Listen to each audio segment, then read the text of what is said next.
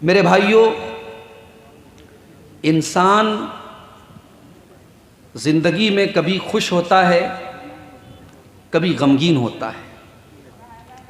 जब खुश होता है तो हंसता है, मुस्कुराता है, और जब गम और परेशानी में होता है तो रोने लगता है, उसकी आंखों से आंसू आ जाते हैं। और ये नेचुरल चीज़ है। कोई अगर ये कहता है कि मेरी आंखों में कभी आंसू नहीं आया, मैं कभी रोया नहीं, मेरे ऊपर कभी गम नहीं आया, गलत बोल रहा है। ये अल्लाह रब्बुल आलमीन के निज़ाम का एक हिस्सा है। अल्लाह ने हमें बनाया ही ऐसा है, हम कभी हंसेंगे, कभी रोएंगे। व अन्नहु हुवा अज़हक व अबका, अल्लाह ही तुम्हें हंसाता है, अल्लाह ही तुम्हें रुलाता है। खुशी के साथ दुनिया में हजारों गम भी होते हैं, कहीं बजती है शहनाई, कहीं मातम भी होते हैं। ये दुनिया का दस्तूर है। कोई खुश हो रहा है, कोई गमगीन हो रहा है, कोई हंस रहा है, कोई रो रहा है। और ये जो रोने का ताल्लुक है, ये इंसान के दिल से है। इंसान के दिल पर कोई ऐसी कैफियत तारी होती है, उस कैफियत के असर से इंसान की आंखों से आंसू निकलते हैं। कभी कभी ऐसा भी होता है कि इंसान का दिल बड़ा कठोर हो जाता है, कुरान पढ़ा जा रहा है, आंसू नहीं निकल रहे, जहन्नम की बात हो रही है, आंखों पे कोई फर्क नहीं पड़ रहा, दिल पे कोई फर्क नहीं पड़ रहा। ये कब होता है? जब दिल सख्त हो जाता है। अल्लाह ताला ने कुरान के पहले पारे में बनी इसराइल का जिक्र किया। बनी इसराइल अल्लाह की वो मखलूक है, वो कौम है जिसे अल्लाह ने बहुत सारी नेमतों से नवाजा था, मगर ये बड़ी नाफरमान, बड़ी ढीठ, बड़ी जरी कौम थी, अल्लाह की बड़ी नाफरमानी करती थी। अल्लाह ने फरमाया, सुम्मा क़सत क़ुलूबुकुम मिन बादि ज़ालिका फ़हिय कल हिजारति औ अशद्दु क़स्वा, तुम्हारे दिल पत्थरों से भी ज्यादा कठोर हो गए, तुम्हारे दिल पत्थरों से भी ज्यादा सख्त हो गए। ऐ यहूदियों, ऐ बनी इसराइल, तुम अल्लाह की नाफरमानियां कर करके, अल्लाह को नाराज कर करके तुमने अपने दिलों को पत्थरों से भी ज्यादा सख्त कर दिया। तो जब दिल सख्त होता है तब आंसू नहीं निकलते, कुरान सुन करके आंसू नहीं निकलते, रिक्कत आमेज बातें सुन करके भी आंसू नहीं निकलते। और जब दिल नर्म होता है तो कुरान सुन करके आंसू निकल आता है।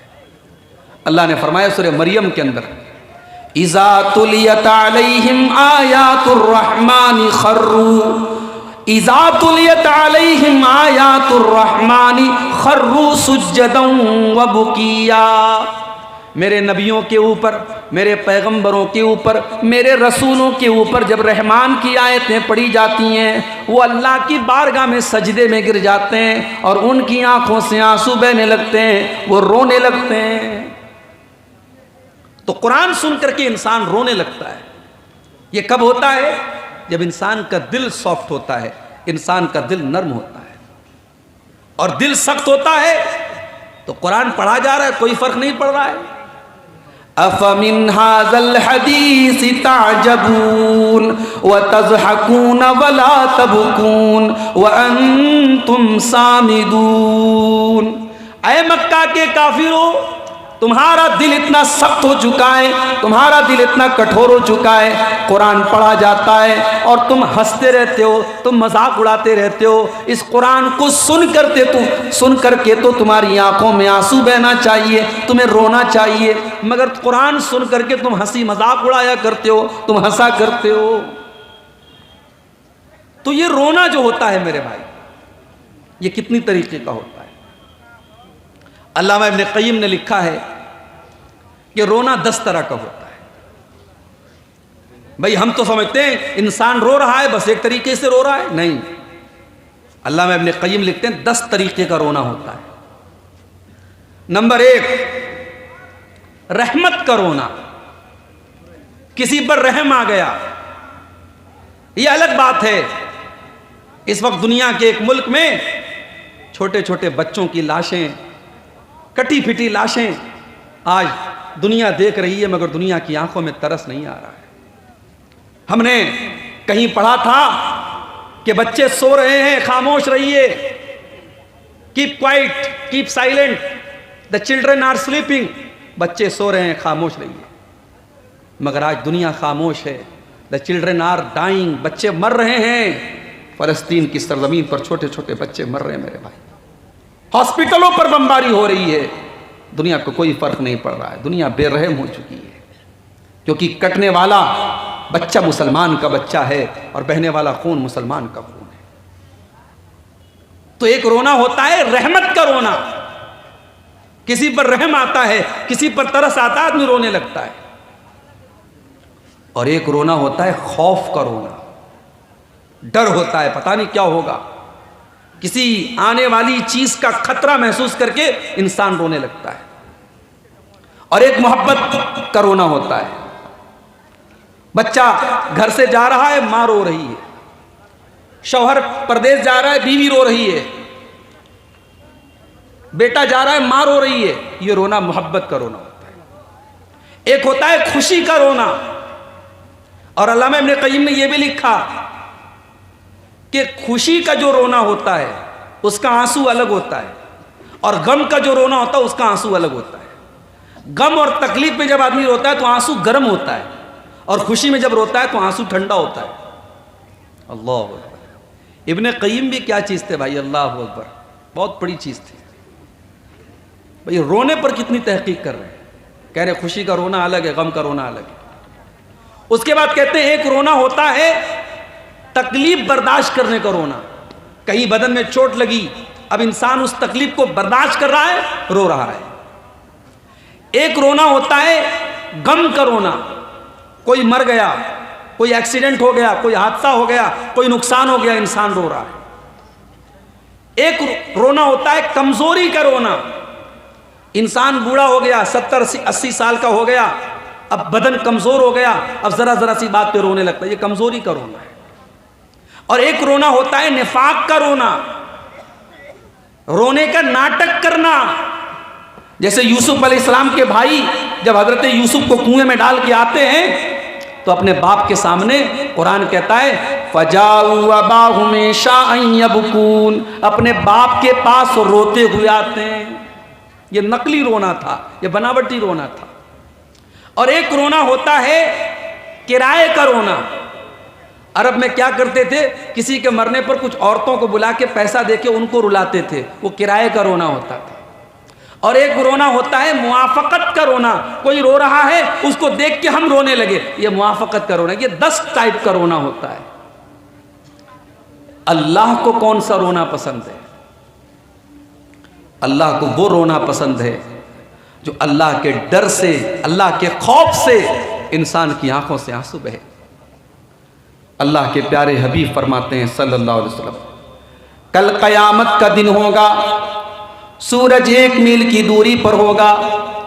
अल्लाह रब्बुल आलमीन अपने कुछ खास बंदों को अपने अर्श का साया देगा।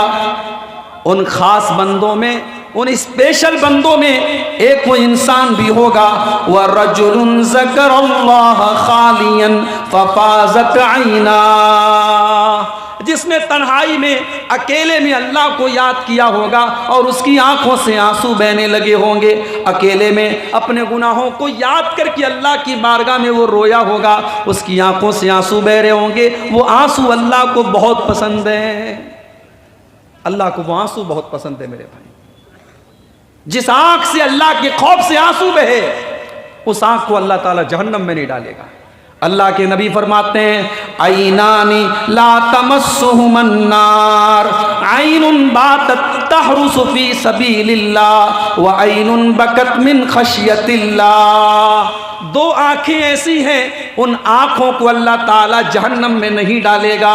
एक वो आँख है जो अल्लाह के रास्ते में पहरेदारी करती है, चौकीदारी करती है, और एक दूसरी आँख है जो अल्लाह के खौफ से आंसू बहाती है, जिसमें से अल्लाह के खौफ से आंसू बहता है। जिस आँख से अल्लाह के खौफ से आंसू बहता है, उस आँख को अल्लाह ताला जहन्नम की आग में नहीं डालेगा मेरे भाई। अब एक सवाल यह है, क्या हमारे नबी रोते थे? जी हाँ, हमारे नबी सल्लल्लाहु अलैहि वसल्लम भी रोते थे, क्योंकि आप बशर थे, आप इंसान थे, आपके ऊपर भी मुसीबतें आई, तकलीफें आई, ट्रेजेडी आई, और जब आपके ऊपर कोई तकलीफ आई तो आप रोते थे, आपकी आंखों से भी आंसू बहते थे। अच्छा, आपके रोने का अंदाज कैसा था? हजरत अब्दुल्ला बिन शिखीर रजी अल्लाह ताला अन्हु कहते हैं, एक मरतबा में आया, अल्लाह के प्यारे हबीब सल्लल्लाहु अलैहि वसल्लम नमाज पढ़ रहे थे। अल्लाह के हबीब नमाज पढ़ रहे थे और अल्लाह के रसूल रो रहे थे। हजरत अब्दुल्ला कहते हैं, मैंने देखा कि अल्लाह के नबी रो रहे हैं, और आपके रोने का अंदाज कैसा था? वफी सदरिही अजीजुन का अजीजुल मिर्जल, जिस तरीके से चूल्हे पर हांडी रखी हो, चूल्हे के ऊपर कोई बर्तन रखा हो और बर्तन के अंदर कोई चीज पक रही हो धीरे धीरे, जिस तरीके से उस हांडी के पकने की आवाज आती है, अल्लाह के प्यारे हबीब के सीने से आवाज आ रही थी। अल्लाह के नबी नमाज की हालत में रो रहे थे और आपके रोने से उस तरीके की आवाज आ रही थी। तो आज की तकरीर में मेरे भाइयों, हम अल्लाह के नबी के सीरत से कुछ वाक़यात आपके सामने बयान करेंगे, कुछ ऐसे मवाक़े आपके सामने बयान करेंगे जब अल्लाह के प्यारे नबी सल्लल्लाहु अलैहि वसल्लम की आंख से आंसू बहे थे। और ये वाक़यात बयान करने का मकसद ये है कि हमारे नबी तो हम सब के लिए नमूना हैं, आइडियल है, उसवे हसना है। हम अपने आप को परख करके देखें कि जिस मौके पर नबी की आंख में आंसू आए थे, हमारी आंख में आंसू आते हैं कि नहीं, उस मौके पर हमें हमारी आंखों का क्या हाल होता है, हम अपना मुहासबा भी इंशाअल्लाह करने की कोशिश करेंगे। आइए देखते हैं, रमज़ान सन 2 हिजरी, बद्र का मैदान, मुसलमानों की तादाद 313, दुश्मनों की तादाद 1000। 313 मुसलमानों का मुकाबला 1000 काफिरों से है।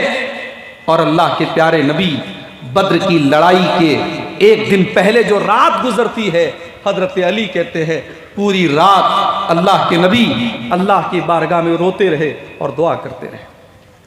लड़ाई शुरू होने के पहले मैदान जंग के किनारे अल्लाह के प्यारे नबी क़िबला रुख हो जाते हैं, अपने दोनों हाथों को उठाते हैं और अल्लाह की बारगाह में दुआएं करते हैं। अल्लाहुम्मा अंजिज़ली मा वअदतनी, अल्लाहुम्मा आतिनी मा वअदतनी। आय अल्लाह, तूने वादा किया था तू अपने बंदे की मदद करेगा। आय अल्लाह, आज तेरी मदद का पूरा करने का टाइम आ चुका है। आय अल्लाह, तू आज मेरी मदद फरमा, तूने जो वादा किया था अपने वादे को पूरा फरमा। अल्लाहुम्मा इन तोलिक हाज़िल इसाबत मिन अहलिल इस्लाम ला तुबद फिल अर्ज़। आय अल्लाह, अगर ये मुट्ठी भर मुसलमान आज हलाक हो गए तो फिर रूए ज़मीन पर तेरा नाम लेने वाला, तेरा कलमा पढ़ने वाला, तेरी तौहीद का इकरार करने वाला कोई ना होगा।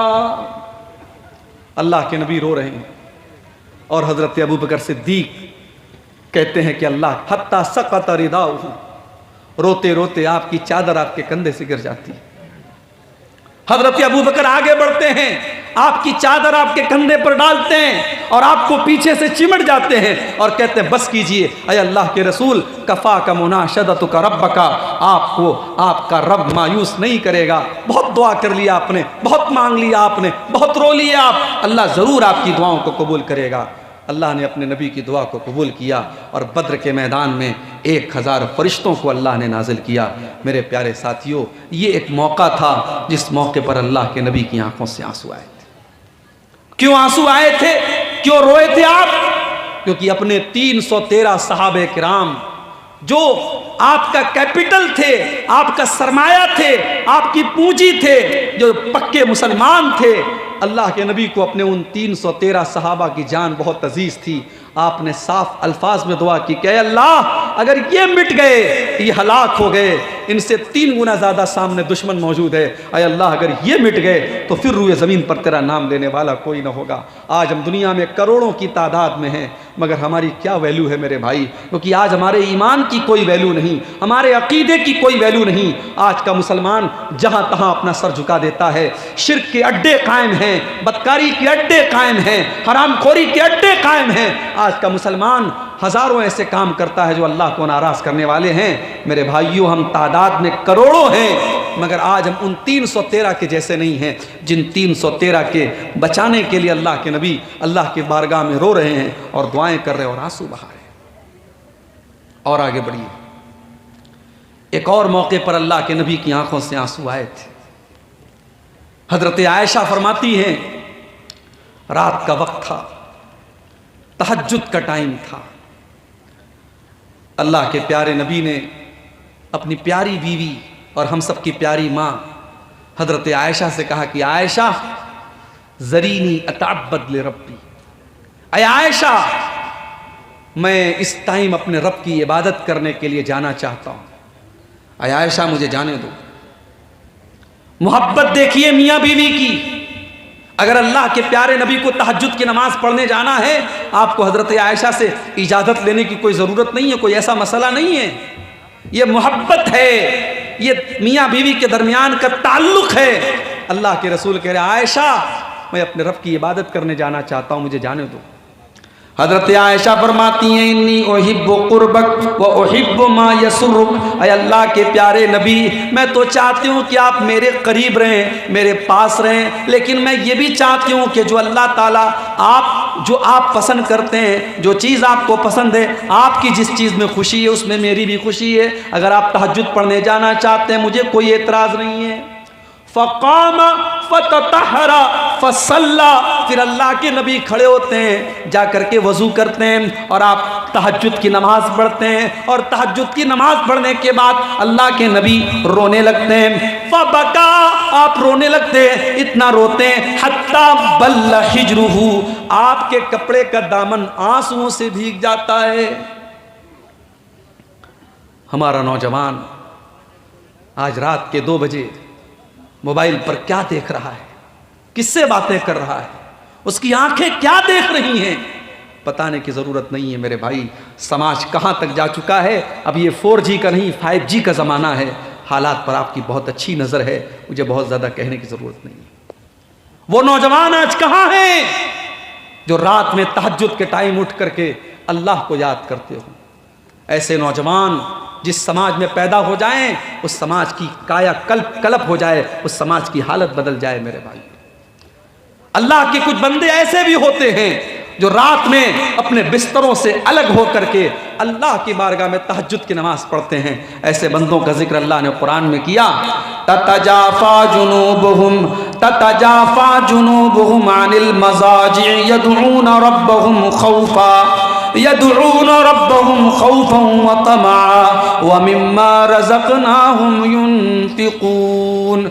मेरे कुछ बंदे ऐसे भी होते हैं, उनके पहलू उनके बिस्तरों से अलग होते हैं। वो रात में उठ करके अल्लाह की बारगाह में तहज्जुद पढ़ते हैं, वो सजदा करते हैं, वो क़याम करते हैं, वो रातों में उठ करके क़यामुल लैल करते हैं।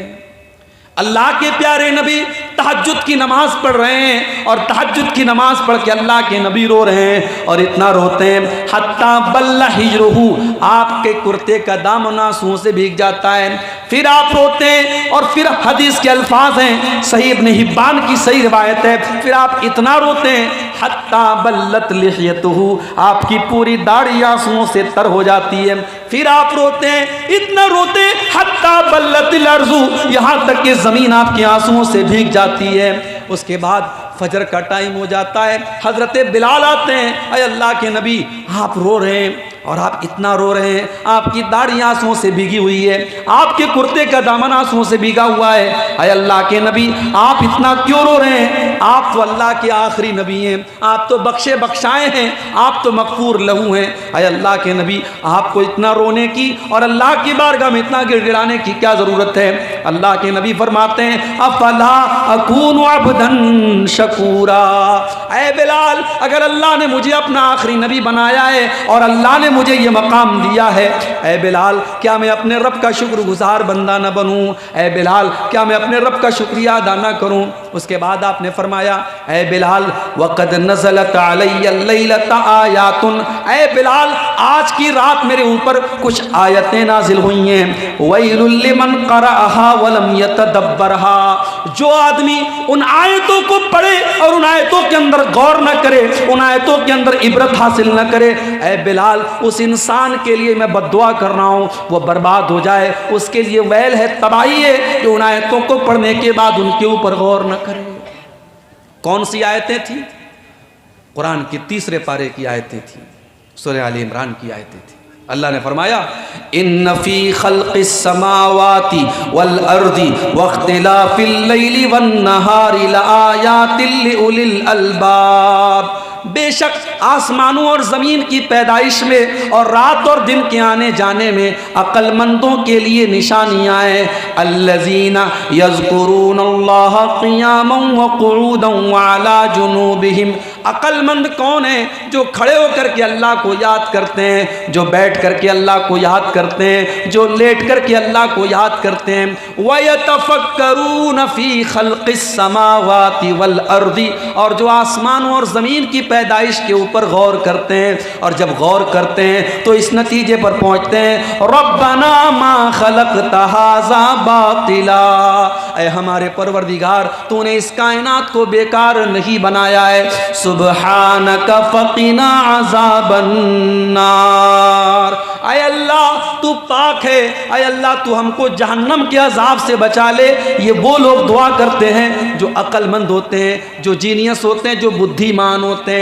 पता ये चला कि कोई डिग्रियों की बदौलत अक्लमंद नहीं है, कोई दुनिया के टैलेंट के बदौलत अक्लमंद नहीं है। अक्लमंद वो है जो अपने खालिक को पहचान ले, जो अपने मालिक को पहचान ले। वरना दुनिया में बड़े बड़े काबिल लोग, बड़े बड़े डिग्री याफ्ता लोग जानवरों को देख कर के हाथ जोड़ते हैं और जानवरों का पेशाब पीते हैं और शर्मगाह की इबादत करते हैं। अक्लमंद वो है जो क्रिएशन के आगे नहीं बल्कि क्रिएटर के आगे सजदा करता है। अक्लमंद तो वो है जो अपने मालिक को, अपने रब को पहचान करके अपने मालिक से जहन्नम से बचने की दुआ करता है। तो नबी की आंखों से आंसू तब भी आए थे मेरे भाई, जब आप तहज्जुद की नमाज में अल्लाह को याद करके रोए थे। अब हम सब अपने आप से पूछें, उसी नबी का कलमा पढ़ने वाले हैं, हम कितनी बार नमाज पढ़ते हैं, कितनी बार हम तहज्जुद पढ़ते हैं, और कितनी बार तहज्जुद की नमाज में हमारी आंखों से आंसू बहते हैं। मेरे नौजवान साथियों, एक नुस्खा बता के जा रहा हूं, शायद आप आज तक आपने न सुना। हर नौजवान का एक टारगेट होता है।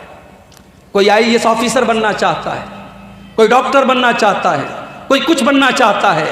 मैं कहता हूं आओ, तुम्हारी जिंदगी के जो भी टारगेट हैं, जो भी एम्स हैं, जो भी गोल्स हैं, जो भी मकसद है, तो मेहनत कर रहे हो, बहुत अच्छी बात है। एक नुस्खा बता रहा हूं, रात में उठो, दुनिया सो रही है, उस वक्त उठो, रात के 2 बजे 3 बजे, फजर की नमाज के 1 घंटा 1.5 घंटा पहले उठो, वजू करो, 8 रकात नमाज पढ़ो, तहज्जुद की नमाज पढ़ो, फिर अल्लाह के सामने अपनी झोली फैला दो कि ऐ अल्लाह मेरी जिंदगी का ये मकसद है, अल्लाह मुझे मेरे मकसद में कामयाब कर दे। मैं पूरे यकीन के साथ कहता हूं मेरे भाइयों, ये वो वक्त है जब रब्बुल आलमीन खुद आपकी दुआओं को कबूल करने के लिए आवाज देता है। ये वो टाइम है जब अल्लाह खुद आसमान दुनिया पर नाजिल होता है और आवाज देता है कि मांगो मैं दूंगा मेरे बंदो, मुझसे सवाल करो मैं तुम्हारे सवाल को कबूल करूंगा। अपने मकसद को पूरा करना है मेरे भाइयों, उस अल्लाह से मांगो जिसके दर से कोई खाली हाथ नहीं लौटता है। दुनिया वालों से क्या मांगना, दुनिया वाले तो आपको ठुकरा भी सकते हैं, दे भी सकते हैं। उस अल्लाह से मांगो जिसके दर पे मांगने वाला कभी मायूस नहीं होता है, जिसके दर पे मांगने वाला कभी बदनसीब नहीं होता है। मेरे प्यारे साथियों, नबी अकरम ने हमें ये सबक दिया कि तहज्जुद की नमाज पढ़ी जाए और तहज्जुद की नमाज के वक्त अल्लाह को याद करके आंखों से आंसू आ जाएं। ये मेरे नबी का शेवा था, ये मेरे नबी की आदत थी। और आगे बढ़िए, एक और मौके पर अल्लाह के नबी की आंखों से आंसू आए थे। बुखारी के अल्फाज हैं, मुस्लिम के अल्फाज हैं। अल्लाह के प्यारे नबी सल्लल्लाहु अलैहि वसल्लम अपने सहाबी हज़रत अब्दुल्ला बिन मसूद से कहते हैं, ऐ अब्दुल्ला इक़रा अलैयल कुरान, ऐ अब्दुल्ला तुम मुझे कुरान पढ़ करके सुनाओ। हज़रत अब्दुल्ला बिन मसूद कुरान के बहुत अच्छे कारी थे। आज हमारे यहाँ बच्चों की तारीफ होती है, साहब हमारा बच्चा तो बड़ा काबिल है। क्या काबिलियत है भाई? हमारा बच्चा क्रिकेट बहुत अच्छी खेलता है, हमारी बेटी बहुत काबिल है। क्या काबिलियत है? हमारी बेटी डांस बहुत अच्छा करती है, हमारी बेटी गाना बहुत अच्छा गाती है। मेरे भाइयों, हमारी जुबान से कब ये लफ्ज़ निकलेगा हमारा बच्चा कुरान बहुत अच्छा पढ़ता है। अभी फ़लस्तीन का एक वीडियो हमने देखा, पीछे बिल्डिंग का मलबा है, पीछे मकानात टूटे पड़े हैं और एक मासूम बच्चा 7-8 साल का उसी मकान के मलबे पर बैठ करके कुरान पढ़ रहा है। अल्लाह की कसम, इमाम हरम और मस्जिद नबी में कुरान पढ़ने वाले की जो उसका जो मकाम है और उनका जो दर्जा है वो अपनी जगह है, मगर उन हालात में और उस मलबे के आगे बैठ करके वो बच्चा जिस तरीके से कुरान पढ़ रहा है, मेरे भाइयों, उस बच्चे की कुरान की तिलावत सुन करके दिल खुश हो जाता है।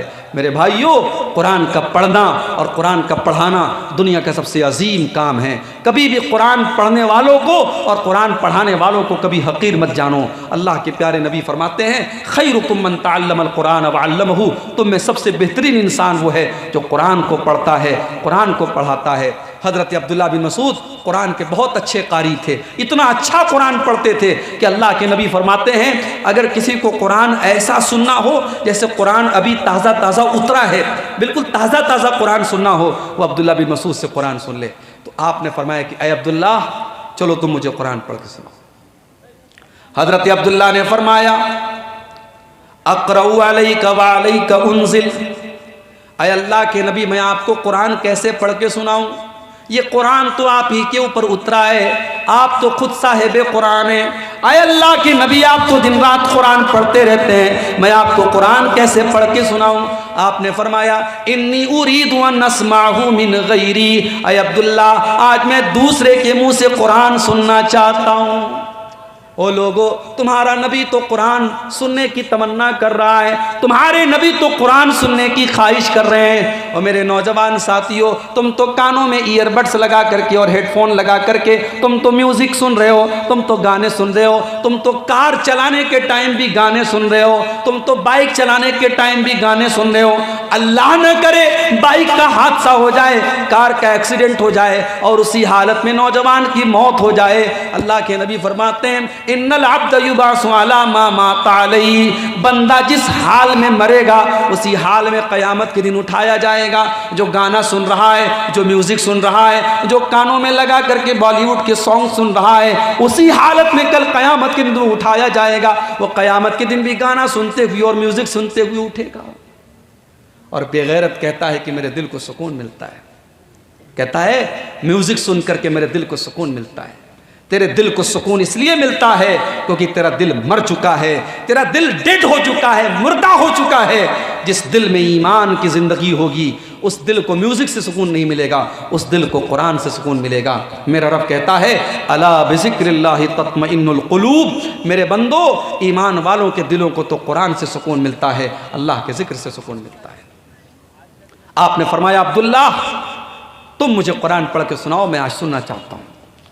हज़रत अब्दुल्ला कहते हैं, फ़क़रातु अलैहि सूरत अन्निसा, मैं अल्लाह के नबी को सूरह निसा पढ़ के सुनाने लगा, मैं सूरह निसा की तिलावत करने लगा। अल्लाह के नबी गौर से बैठ कर के सुनने लगे, मैं पढ़ रहा हूँ, अल्लाह के नबी सुन रहे हैं, यहाँ तक कि मैं सूरह निसा की आयत पर पहुँचा, फ़कैफ़ इज़ा जिअना मिन कुल्लि उम्मतिन बिशहीद व जिअना बिका अला हाउलाइ शहीदा। जब मैं इस आयत पर पहुंचा, अल्लाह फरमाता है, ऐ मेरे नबी, आपका क्या हाल होगा जब हम हर उम्मत में से एक गवाह लाएंगे, और ऐ नबी, आपकी उम्मत पर हम आपको गवाह बनाएंगे। जब मैं इस आयत पर पहुंचा, अल्लाह के नबी ने फरमाया, बस करो ऐ अब्दुल्ला, बस करो, रुक जाओ। फ़ैज़ा ऐनाहु तज़रीफ़ान, मैंने नज़र उठा के देखा तो अल्लाह के प्यारे नबी की आंखों से आंसू बह रहे थे, अल्लाह के नबी रो रहे थे। आपको अपने कंधे पर डाली जाने वाली जिम्मेदारी का एहसास हो रहा था। क़यामत के दिन अल्लाह ताला सारी उम्मत पर आपको गवाह बनाएगा। इस जिम्मेदारी का एहसास करके और इसके बारे में सोच करके अल्लाह के नबी रो रहे थे। आपने फरमाया, अब्दुल्ला, बस करो। मैंने नज़र उठा के देखा तो अल्लाह के नबी की दोनों आंखों से ज़ारो कतार आंसू बह रहे हैं। नबी अकरम ने हमको सबक दिया जिस चीज़ की जिम्मेदारी आपके कंधे पे डाली जाए उस जिम्मेदारी का एहसास महसूस करो मेरे भाई। मदरसे का नाजिम बनना आसान काम है, जमीयत का जिम्मेदार बनना बहुत आसान काम है, मस्जिद का मुतवल्ली बनना बहुत आसान काम है, मगर इस जिम्मेदारी को निभाना और इसका हक अदा करना ये बड़ा मुश्किल काम है। अगर लोगों को मालूम हो जाए ओहदे और जिम्मेदारी का क्या हक है तो शायद ओहदे के लिए और कुर्सियों के लिए जो लड़ाइयाँ होती हैं ये लड़ाइयाँ होनी बंद हो जाएं। मेरे प्यारे साथियों, अल्लाह के प्यारे नबी ने हमें सबक दिया। आपके कंधे पर जो जिम्मेदारी अल्लाह ने डाली है उस जिम्मेदारी को सोच करके आप रो रहे हैं। और ये भी हमें सबक मिला कि कुरान की आयतों को सुन करके इंसान का ईमान बढ़ जाता है और इंसान रोने लगता है। ये अलग बात है हमारे और आपके जैसे लोग, हमारा ईमान इतना कमज़ोर हो चुका है कि कुरान पढ़ा जा रहा है मगर हमारे ईमान में कोई फ़र्क नहीं आ रहा है। इसका मतलब कहीं ना कहीं हमारे दिल का और हमारी आंखों का कनेक्शन टूट चुका है और दिल की ज़मीन बंजर हो चुकी है, दिल की ज़मीन खुश्क हो चुकी है, दिल की ज़मीन मुर्दा हो चुकी है और इसीलिए हमारी आंखों से आंसू नहीं बह रहा है। अल्लाह के नबी तो कुरान की आयत को सुन करके रो रहे हैं। और आगे बढ़िए, एक और मौके पर अल्लाह के नबी की आंखों से आंसू आए थे। आपने अपनी मां का साया 6 साल की उम्र में आपने खो दिया। आप पैदा हुए तो बाप नहीं थे और 6 साल की आपकी उम्र थी, आपकी मां का इंतकाल हो चुका था। बाप को तो आपने पाया ही नहीं, बाप क्या होता है आपने देखा ही नहीं, और मां की ममता भी आपने 6 साल की उम्र में खो दिया। मेरे भाई, जाहिर है मेरे नबी से ज़्यादा यतीम का दर्द कौन समझ सकता है, इसीलिए आपने यतीमों के हक बयान किए थे। यतीमों की परवरिश करने वालों को आपने जन्नत की खुशखबरी सुनाई है। आपने फरमाया अना वकाफिरुल यतीम कहातैन, आपने 2 उंगलियों से इशारा करके फरमाया कि यतीम की परवरिश करने वाला जन्नत में मेरे साथ जाएगा। जैसे ये दोनों उंगलियां एक दूसरे के साथ जुड़ी हुई हैं, यतीम की परवरिश करने वाला भी जन्नत में मेरे साथ रहेगा। आप खुद यतीम थे, लेकिन एक बात बताइए मेरे भाइयों, हमारे उलमा बैठे हैं, यतीम किसको कहते हैं? यतीम उस बच्चे को कहते हैं, उस नाबालिग बच्चे को कहते हैं जिसका बाप मर गया। इंसान जब बालिग हो गया, जवान हो गया, अब वो यतीम नहीं रह गया। यतीम तब तक है जब तक वो नाबालिग है। लेकिन मेरे नबी अपने माँ बाप की कमी को हमेशा महसूस करते थे। एक मर्तबा सहाबे किराम के साथ उस इलाके से गुजरते हैं जहां आपकी माँ की कब्र है। माँ की कब्र को आपने देखा। 6 साल की उम्र में आपने माँ को खोया था। वो सदमा आपको याद आया, माँ की ममता याद आई, माँ का प्यार याद आया और माँ को खोने का एहसास आपको हुआ। फबका व अबका मन हौलहू, अल्लाह के नबी अपनी माँ की कब्र को देख करके रोने लगते हैं और आपके सहाबा भी जो आपके साथ थे वो अपने नबी को रोता हुआ देख करके सहाबे किराम की आंखों से भी आंसू बहने लगते हैं। हमारे यहाँ माँ जिंदा रहती है तो माँ की कदर नहीं होती। माँ मर गई, माँ की तरफ से मदरसा बन रहा है, माँ की तरफ से मदरसे में रूम बन रहा है, मस्जिद में पैसा दिया जा रहा है, ट्यूबवेल लगवाया जा रहा है। नहीं मेरे भाई, माँ बाप की कदर उनकी ज़िंदगी में कीजिए। उनके जाने के बाद उनकी कदर कर ली तो क्या कर ली। माँ बाप का हक उनकी ज़िंदगी में अदा कीजिए। अल्लाह के नबी की मजबूरी थी, आपने अपनी माँ को 6 साल की उम्र में खोया था। आज माँ की ममता याद आई, माँ का प्यार याद आया, आप रोने लगे, माँ की कब्र पे आप रोने लगे और रोते हुए आपने सहाबा से कहा कि ऐ मेरे सहाबा, मैंने अल्लाह से इजाज़त मांगी थी कि ऐ अल्लाह, मैं अपनी माँ के लिए मग़फ़िरत की दुआ करना चाहता हूँ, लेकिन अल्लाह ने मुझे अपनी माँ के लिए मग़फ़िरत करने की इजाज़त नहीं दी।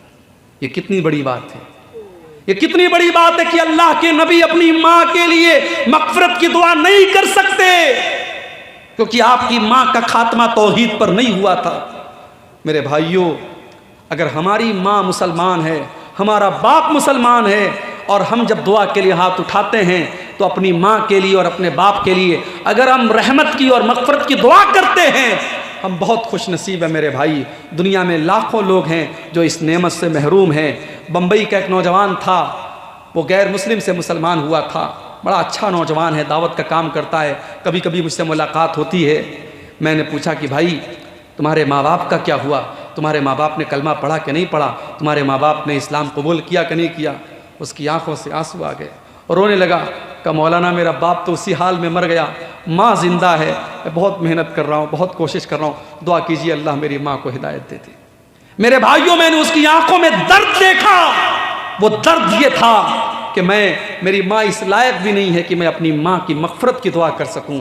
मेरे भाइयों, अगर अल्लाह ने हमें इस लायक बनाया है कि हम अपनी माँ बाप की मग़फ़िरत की दुआ कर सकते हैं तो ये बहुत बड़ी बात है। अल्लाह के प्यारे नबी सल्लल्लाहु अलैहि वसल्लम कह रहे हैं कि मैंने अपनी माँ की मग़फ़िरत की दुआ मांगी। अल्लाह ने कहा नहीं, ऐ मेरे नबी, आप अपनी माँ की मग़फ़िरत की दुआ नहीं कर सकते। उसके बाद मैंने अल्लाह से इजाज़त मांगी कि अल्लाह मैं अपनी माँ की कब्र पे जाना चाहता हूँ। अल्लाह ने कब्र पे जाने की इजाज़त दी, लेकिन मग़फ़िरत की दुआ की इजाज़त नहीं दी। ऐ मेरी उम्मत के लोगों, तुम भी कब्रस्तान जाया करो, फ़इन्नहा तुज़क्किरुकुमुल आखिरा। कब्रस्तान जाने से मौत की याद आती है। पता ये चला कि कभी कभी हमें कब्रस्तान जाना चाहिए, माँ की कब्र पे, बाप की कब्र पे, या नॉर्मल आम कब्रस्तान में भी हमें जाना चाहिए। उससे हमें आखिरत की याद आती है, इसमें कोई हरज की बात नहीं है। तो अल्लाह के नबी की आंखों में उस मौके पर भी आंसू आए थे।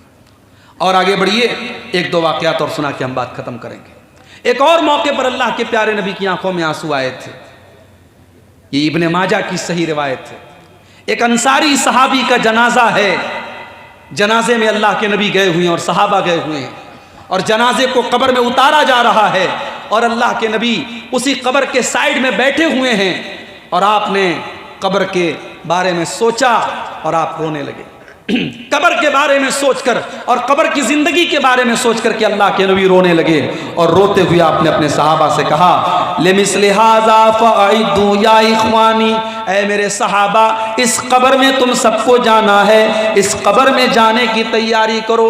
ऐ मेरे सहाबा, इस कब्र में तुम सबको जाना है, इस कब्र में जाने की तुम सब तैयारी करो। मेरे भाइयों, हम ज़मीन जायदाद बनाते हैं, हम दौलत इकट्ठा करते हैं, हम दुनिया में बहुत सारी चीज़ें बनाते हैं, मगर हम कभी गौर करें, जब हम मर जाएंगे, जिस दिन हमारा इंतकाल हो जाएगा, 2 गज ज़मीन के अंदर हम जब दफन हो जाएंगे, मिट्टी के नीचे हम दफन हो जाएंगे, और कोई ज़मीन हमारे साथ न जाएगी, कोई जायदाद हमारे साथ न जाएगी, कोई दौलत हमारे साथ न जाएगी, सब ठाट पड़ा रह जाएगा।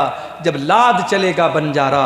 मगर आज हालात ये हो चुके हैं, इंसान इतना कठोर दिल हो चुका है, कब्रस्तान जा कर के भी हमें मौत याद नहीं आती है। कितने बदनसीब हैं, कब्रस्तान जा कर के भी ठाका लगाते हैं, कब्रस्तान जा कर के हंसते हैं, मोबाइल देखते हैं, जनाजे में गए हुए हैं, हंसी मजाक कर रहे हैं। कब्रस्तान में भी अगर मौत याद नहीं आती है, सोचो मेरे भाई, हमसे बड़ा बदनसीब कौन होगा।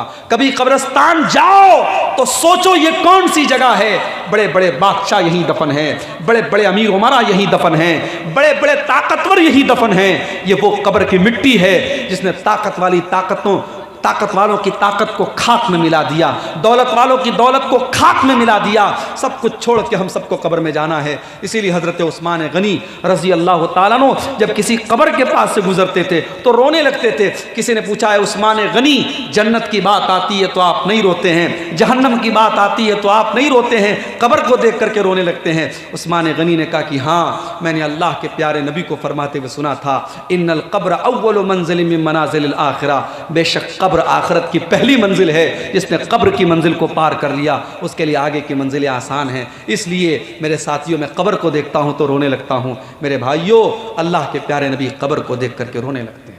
और आप ये भी कहते हैं कि अगर कब्र के अंदर जो अजाब होता है, अगर तुम उनको सुन लो और देख लो तो तुम अपने मुर्दों को दफनाना बंद कर दोगे।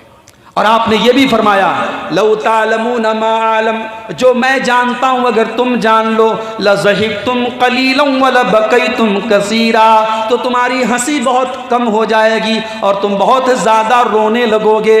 जो अल्लाह का अजाब मैंने देखा है और अल्लाह की अजाब की झलकियाँ जो मुझे दिखाई गई हैं, अगर वो तुम देख लो और तुम जान लो तो तुम्हें हंसी बहुत कम आएगी और रोना बहुत ज़्यादा आएगा।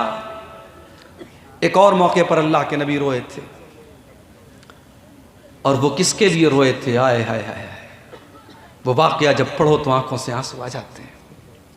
हमारे नबी हमारे लिए रोए थे, अपनी उम्मत के लिए रोए थे।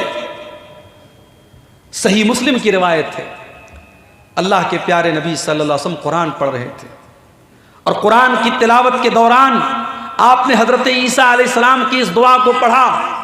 ईसा अलैहिस्सलाम अल्लाह से दुआ करते हैं, इन तुअज़्ज़िबहुम फ़इन्नहुम इबादुक व इन तग़फ़िर लहुम फ़इन्नका अंतल अज़ीज़ुल हकीम। आय अल्लाह, ये तो तेरे बंदे हैं, अगर तू माफ़ कर दे तो तेरे बंदे हैं, और तू अजाब दे दे तो आय अल्लाह तेरा हिसाब लेने वाला कौन है? तू ताकत वाला है, तू हिकमत वाला है। उसके बाद अल्लाह के नबी ने सूरह इब्राहीम की इस आयत को पढ़ा। इब्राहीम अलैहिस्सलाम अल्लाह से दुआ करते हैं, फ़मन तबिअनी फ़इन्नहु मिन्नी व मन असानी फ़इन्नका गफ़ूरुर रहीम। आय अल्लाह, जो मेरी इत्तिबा करेगा, जो मेरी पैरवी करेगा, वो मेरा उम्मती है, और जो मेरी नाफरमानी करेगा, आय अल्लाह तू गफूरुर रहीम है, तू माफ कर देना। मेरे नबी ने देखा कि ईसा ने अपनी उम्मत के लिए दुआ मांग ली, इब्राहीम ने अपनी उम्मत के लिए दुआ मांग ली। आपने कहा कि मेरी उम्मत का क्या होगा? आपने दोनों हाथों को उठाया और आप रो रो के कहने लगे, अल्लाहुम्मा उम्मती, अल्लाहुम्मा उम्मती। आय अल्लाह मेरी उम्मत का क्या होगा? आय अल्लाह मेरी उम्मत का क्या होगा? अल्लाह ताला ने जिब्रील को भेजा, ऐ जिब्रील जाओ पूछो मेरे नबी से क्यों रो रहे हो। हजरत जिब्रील आए और कहा, ऐ अल्लाह के नबी क्यों रो रहे हैं आप? आपने फरमाया, मैं अपनी उम्मत के लिए रो रहा हूं। मेरे भाइयों, हम कितने खुश नसीब हैं, हमारे नबी रातों को हमारे लिए रोया करते थे, मगर हम कितने बड़े बेवफा हैं। उस नबी के साथ हमने कितनी बेवफाई की, जो नबी हमारे लिए रातों को रोया करते थे, आज उस नबी की सुन्नतों को हम अपने हाथों से काट देते हैं। उस नबी की शरीयत को हम कितनी मर्तबा उस शरीयत की मुखालफत करते हैं। उस नबी की सीरत और किरदार को हम नहीं अपनाते हैं। सलाम उस पर जो उम्मत के लिए रातों को रोता था, सलाम उस पर जो फर्शे खाक पर जाड़े में सोता था, सलाम उस पर कि जिसके घर में चांदी थी न सोना था, सलाम उस पर कि टूटा बोरिया जिसका बिछौना था। मेरे भाइयों, अल्लाह के नबी रो रहे हैं और जिब्रील अमीन आकर के पूछते हैं, क्यों रो रहे हैं? आप कहते हैं, अपनी उम्मत के लिए रो रहा हूँ। अल्लाह ताला जिब्रील अमीन के ज़रिए पैगाम भिजवाता है कि ए मोहम्मद सल्लल्लाहु अलैहि वसल्लम, आप परेशान ना हो, इन्ना सनुर्दीका फी उम्मतिका वला नसूका, हम आपकी उम्मत के बारे में आपको खुश कर देंगे, आप परेशान ना हो, आप परेशान ना हो, आप चिंता ना करें, आपकी उम्मत के बारे में हम आपको खुश कर देंगे। मेरे प्यारे साथियों, वो नबी हमारे लिए रोया करते थे। वो क़यामत के दिन भी जब सारे नबी ये कहेंगे मुझे अपनी जान की फ़िक्र है, मुझे अपनी फ़िक्र है, तो हमारे नबी हमारी फ़िक्र करेंगे और अल्लाह की बारगाह में सजदे में गिर जाएंगे और फिर अपनी उम्मत के लिए शफ़ाअत करेंगे। मेरे भाइयों, उस नबी से हम मोहब्बत करें और उस नबी की इत्तिबा करें। उस नबी ने हमें ये दर्स भी दिया है कि वो नबी अपनी उम्मत से कितनी मोहब्बत करते थे कि रातों में उठ करके अपने नबी के लिए, अपनी उम्मत के लिए रोया करते थे। और आगे बढ़िए, अल्लाह के नबी एक और मौके पर रोए थे। अल्लाह ने आपको 4 बेटियां दी थी, मगर बेटे जो भी हुए सब बचपन में ही इंतकाल कर गए। आखिरी बेटा आपको पैदा हुआ, बेटे का नाम अपने बाप इब्राहीम के नाम पर आपने इब्राहीम रखा। ये हजरत मारिया के पेट से पैदा हुए थे। आपने अरब के दस्तूर के मुताबिक उस बच्चे को देहात में दाई का दूध पीने के लिए भेजा। बच्चा देहात में पल रहा था, 1.5 साल का बच्चा हो चुका था। बच्चा बीमार पड़ गया, आपको खबर मिली, आप बच्चे को देखने के लिए जाते हैं। सहाबे किराम की एक जमात भी आपके साथ जाती है। आप जब वहाँ पहुँचते हैं, आपने अपने बेटे इब्राहीम को अपने हाथों में लिया। वह इब्राहीम यजूद बिनफ्सिही, इब्राहीम आखिरी सांसें ले रहे थे, इब्राहीम की सांस अटक रही थी, इब्राहीम अब आखिरी सांसें ले रहे थे, उनका दम टूट रहा था। अल्लाह के नबी अपने आप को मजबूर महसूस कर रहे थे। आपका बेटा आपकी गोद में, आपके हाथों में दम तोड़ रहा था। आपकी आंखों से आंसू बहने लगते हैं। हज़रत अब्दुर्रहमान इब्न औफ कहते हैं, अय अल्लाह के नबी, ये क्या बात है, हम आपको रोता हुआ देख रहे हैं, आप क्यों रो रहे हैं? आपने फरमाया, अय अब्दुर्रहमान, हाज़िही रहमतुन जअलहा अल्लाहु फी क़ुलूबि इबादी। अय अब्दुर्रहमान, मैं अगर एक नबी हूँ, अगर मैं एक रसूल हूँ, तो मैं एक बाप भी हूँ, और एक बाप के आंसू हैं जो अपने बेटे के लिए निकल रहे हैं, ये अल्लाह की रहमत की निशानी है जो अल्लाह ने अपने बंदों के दिल में डाली है। आपकी आंखों के सामने आपके बेटे का इंतकाल हो गया और इब्राहीम का दम टूट गया, और आपने क्या फरमाया, इन्नल आइना तदमा वल क़ल्ब यहज़ुन वला नक़ूलु इल्ला मा यरज़ा रब्बुना। ऐ इब्राहीम, तेरे बाप की आंखों से आंसू बह रहे हैं, तेरे बाप का दिल गमगीन है। ऐ इब्राहीम, तेरे जाने से तेरा बाप बहुत गमगीन है, मगर तेरा बाप अपनी ज़ुबान से कोई ऐसी बात नहीं निकालेगा जिससे अल्लाह नाराज़ हो जाए। ये था मेरे नबी का रोना।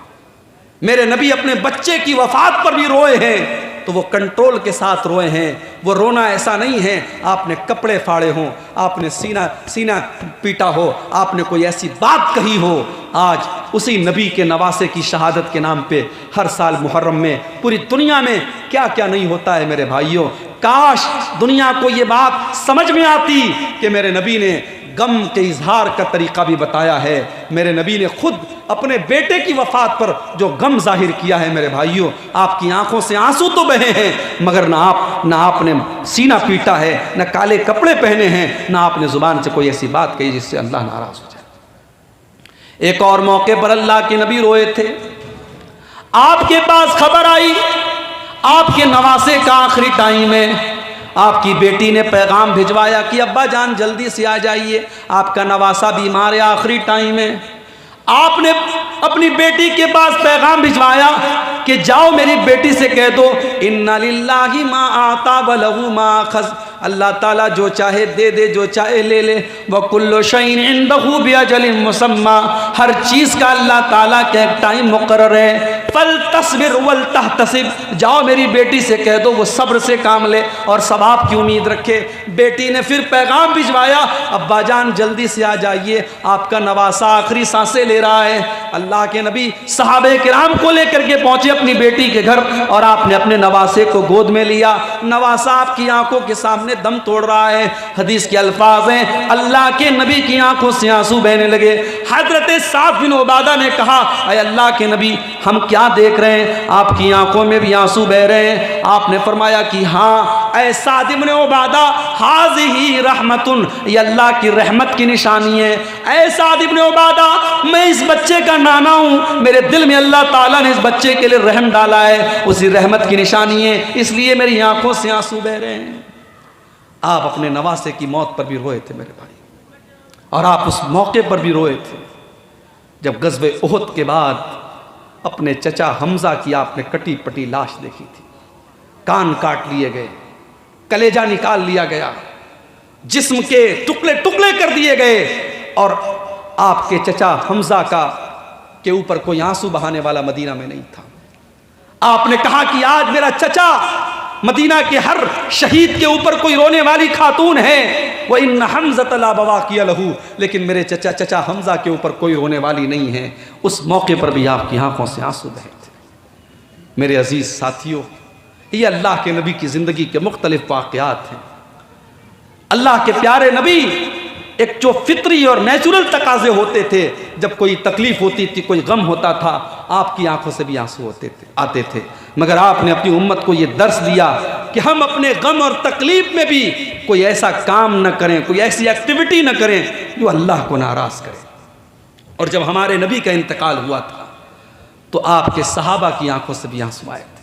आपकी बेटी हजरत फातिमा रजी अल्लाह ताला अन्हा ज़ारो कतार रोई थी, और उन्होंने हजरत अनस से कहा था कि ऐ अनस अताबत अनफुसुकुम, ऐ अनस तुमने कैसे गवारा किया था जब तुमने अपने नबी के ऊपर मिट्टी डाली थी, तुम्हारे दिलों ने कैसे गवारा किया था। और हजरत फातिमा ने अपने वालिद के इंतकाल पर अपने गम का इजहार किया था। सहाबे किराम ने भी अपने गम का इजहार किया था, उनकी आंखों से भी आंसू आए थे मेरे प्यारे साथियों। मगर सहाबे किराम के ये आंसू भी एक दायरे में थे। अपने नबी की वफ़ात पर भी उन्होंने कोई ऐसा काम नहीं किया था जो अल्लाह को नाराज़ करने वाला हो। आज इस बात की ज़रूरत है, अल्लाह के नबी की सीरत के इन वाक़यात की रोशनी में हम अपने दिलों का जायज़ा लें। आज हमारे सामने भी कुरान पढ़ा जाता है, हमारी आंखों से आंसू क्यों नहीं बहते हैं? कहीं ऐसा तो नहीं हमारे दिल आज मोबाइल और सोशल मीडिया और इंटरनेट में इस कदर मुब्तला हो गए कि हमारे दिल सख्त हो गए। सहाबे किराम तो तन्हाई में अल्लाह को याद किया करते थे, और आज हमारी तन्हाई गुनाहों से और अल्लाह को नाराज़ करने वाले कामों से भर गई। मेरे अजीज़ साथियों, आप अपने मोबाइल पर और अपने इंटरनेट के ज़रिए आपने जो देखा है, जो सुना है, कुरान कहता है इन्न सम्अ वल बसर वल फुआद कुल्लु उलाइका काना अन्हु मसऊला। आपने कानों से जो सुना है, आँखों से जो देखा है और दिल और दिमाग में जो ख्याल पाले हैं, उनका हिसाब अल्लाह ताला क्या होगा। मेरे भाइयों, सहाबा की तन्हाइयाँ कैसी होती थी, नबी की तन्हाई कैसी होती थी और हमारी तन्हाई कैसी है, इस पर भी हम गौर करें। इन्हीं गुजारिशात के साथ मैं अपनी गुफ्तगू को ख़त्म करता हूँ, अल्लाह से इस दुआ के साथ कि रब्बुल आलमीन हमें और आपको अपने दिल को हमें नरम बनाने की तौफीक अता फरमाए। रब्बुल आलमीन हमारे दिलों की सख्ती को दूर फरमाए। रब्बुल आलमीन अपना खौफ और अपना तकवा हम सब के दिलों में पैदा फरमाए। जब तक दुनिया में ज़िंदा रखे, इस्लाम पर ज़िंदा रखे और हम सब का खात्मा ईमान पर हो। आमीन। रब्बना तक़ब्बल मिन्ना इन्नका अंतस समीउल अलीम व तुब अलैना इन्नका अंतत तव्वाबुर रहीम।